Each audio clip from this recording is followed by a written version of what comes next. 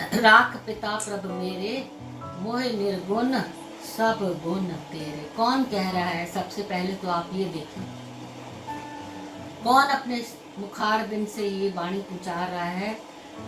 तू समर्थ वडा, मेरी मत थोड़ी राम, पाले अकृत घना, दृष्ट पूरी तेरी राम। कहते हैं मैं तो अकिरत घन हूँ प्रभु। गुरु अर्जन देव साहिब कह रहे हैं, राख पिता प्रभु मेरे, ये पिता मुझे रख ले, मुझे इन संसार से, कलयुगी संसार में जहाँ चारों तरफ अंधेरा ही अंधेरा है, मेरी रक्षा करो। क्यों? क्योंकि मोहे निर्गुण सब गुण तेरे। मेरे अंदर कोई गुण नहीं है, मेरे अंदर कोई गुण नहीं है, सब गुण तेरे ही हैं।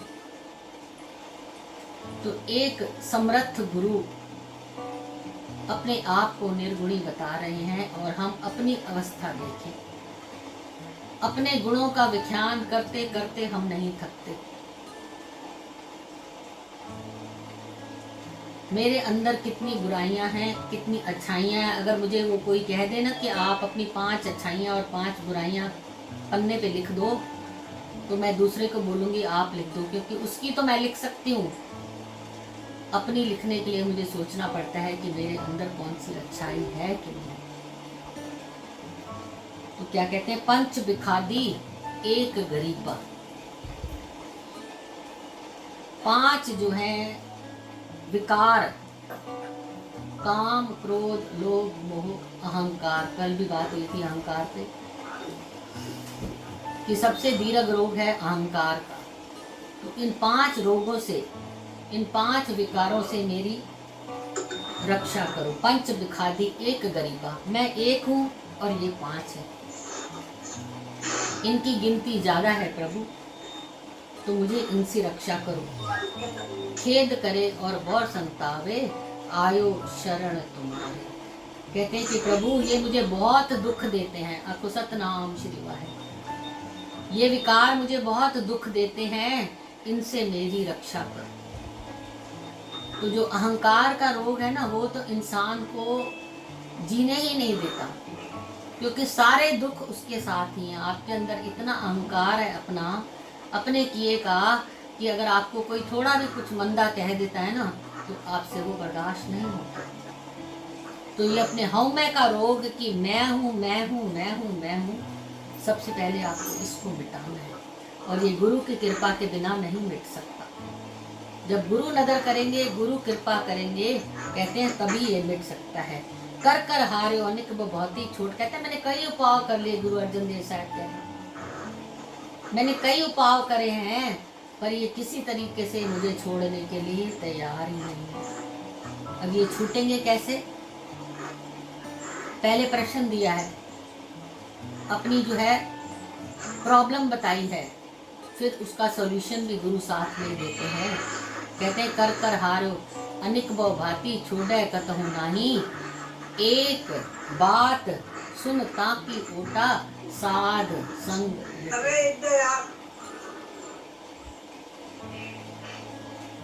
कहते हैं एक ही कहानी है कि अगर साधुओं संतों का संग करेगा, गुरु का संग करेगा,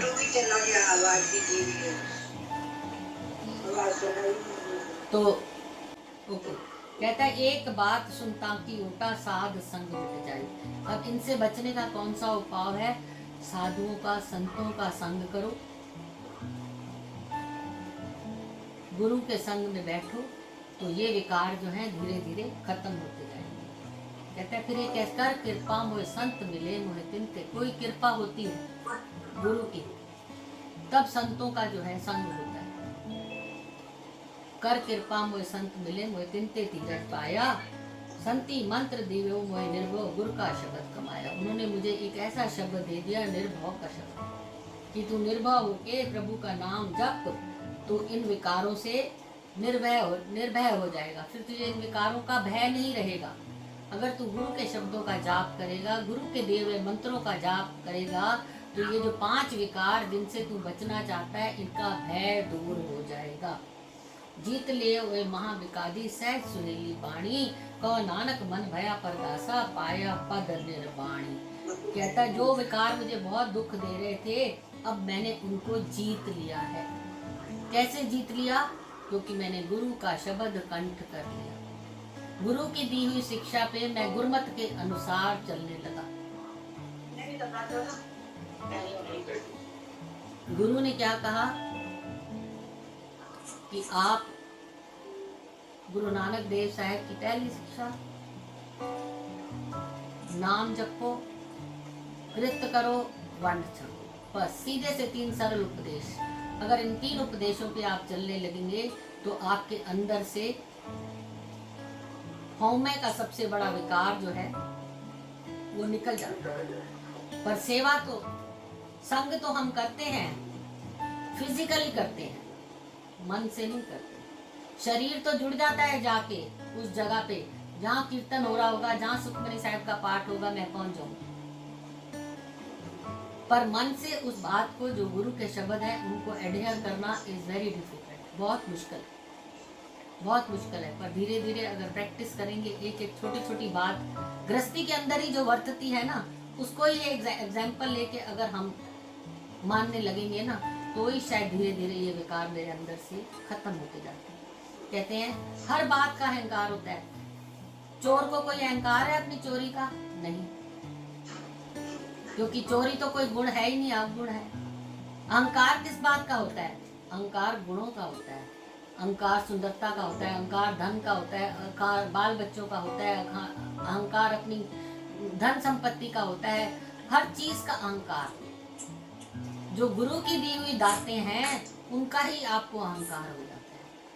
आपकी अपनी है भी नहीं, दी भी गुरु ने, और अहंकार करते हैं हम।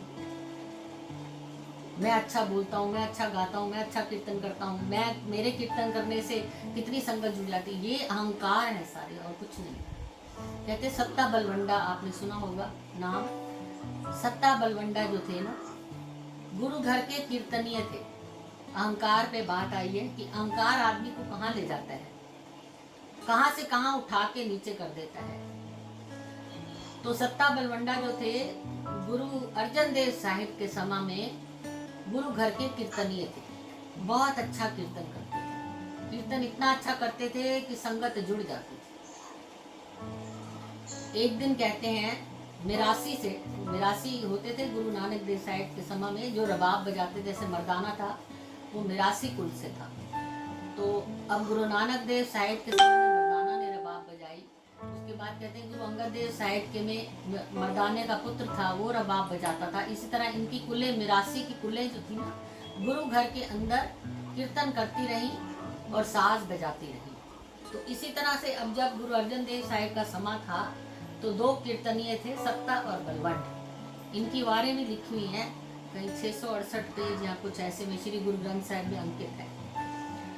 तो ये कीर्तन किया करते थे। इनके घर में कहते हैं ब्याह था। अब कोई इतिहासकार कहते हैं बेटी का था, जो गुरु घर की लिखी हुई वचन है वो कहते हैं बहन का था। चलो किसी का भी था, शादी थी कोई इनके घर के अंदर, बेटी की या बहन की, जिसकी। तो इन्होंने आके कहते हैं गुरु अर्जन देव साहिब को हाथ जोड़ के बेनती करी कि गुरु साहब हमारे घर में शादी है। तो गुरु साहब ने कहा ठीक है, बोला हमें थोड़ी आर्थिक मदद चाहिए। तो गुरु साहब ने 1-2 बारी वचन करे कि आप हो जाएगी आपकी शादी। 3 बारी गुरु साहब ने वचन करे, पर इन्होंने क्या कहा, इनको विश्वास नहीं रहा। कहते हैं कि हम चाहते हैं कि जो ये चढ़ावा आता है ना गुरु घर के अंदर, तो कल का जो चढ़ावा है ना, वो सारा हमें दे दिया जाए ताकि हम अपनी बच्ची की शादी कर सकें। अब बहुत संगत आती थी, अशरफियां कहते हैं सोने तक की चढ़ती थी, बहुत चढ़ावा आया करता था। तो गुरु साहिब अंतर्यामी ये कहने लगे ठीक है, आप कीर्तन करके जो चढ़ावा आएगा वो आप ले लीजिए। अब गुरु पर्चे डाल देते हैं, अगर मैंने कोई बात का अहंकार अहम कर लिया ना, गुरु घर मेरे पर्चे डाल ही जाते हैं। गुरु इम्तिहान लेने पे आ जाते हैं।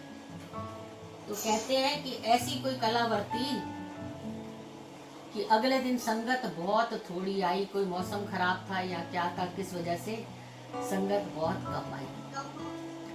चढ़ावा चढ़ा ही नहीं, बहुत कम चढ़ावा चढ़ा। जब शाम को गोलक खोली तो कहते हैं कुछ 100 रुपए के मात्र थे। कहने लगे इस चढ़ावे से हम क्या करेंगे, इससे तो कुछ भी नहीं हमारा बनने वाला। तो घर वापस आए तो बड़े परेशान थे। हालांकि गुरु साहब ने इनको कहा था कि हम संभाल लेंगे आपका कार्य, संता के कार्य आप खुलवाया, पर नहीं, इन्होंने विश्वास नहीं किया। उधर जो पृथ्वी चंद था ना, वो हमेशा ही गुरु के अगेंस्ट रहता था, उनका बड़ा भाई। उसने देखा मौका, वो आया इनके पास, कहने लगा ये जान के गुरु साहब ने आपके साथ ऐसा किया है, उन्होंने ही संगत को मना कर दिया होगा कि आज चढ़ावा ना चढ़ाना, आपको सतनाम श्री भड़का दिया सत्य और बलवंडे को। अब सत्ता बलवंडा बहुत क्रोध में आ गए। कहने लगे उनको ही ऐसा, इसी वजह से ऐसी खेल वर्त गई है कि आज कोई चढ़ावा ही नहीं आया।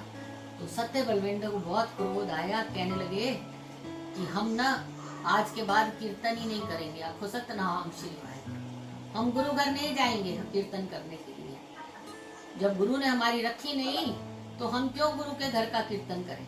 कहते नहीं, अगले दिन सुबह हो गई, आषाढ़ीवार का समा हुआ, सारी संगत जुड़ी बैठी है, सत्ता बलवंडा आए ही नहीं कीर्तन करे। गुरु साहब ने कहा क्या हुआ, हालांकि अंतर्यामिता है फिर भी सिखों से कहलवाते हैं। कहते क्या हुआ, आज सत्ता बलवंडा आए ही नहीं, जाके देख के आओ, जाके पता करके आओ उनके घर। कहते हैं गई संगत देखने तो मना कर दिया कि हम नहीं आएंगे आज के बाद से कीर्तन करने के लिए, हम देखते हैं गुरु घर का कीर्तन कौन करता है। संगत वापस आ गई। फिर कहते हैं बाबा बुड्ढा जी को भेजा, ब्रह्म ज्ञानी।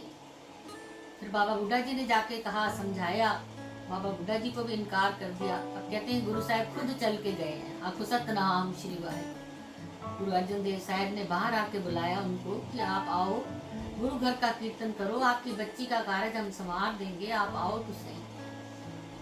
तो कहते हैं गुरु साहब को उन्होंने बहुत कड़वे शब्द बोले। कहने लगे आप क्या समझते हो कि आपकी वजह से संगत इकट्ठी होती है इस गुरु घर में।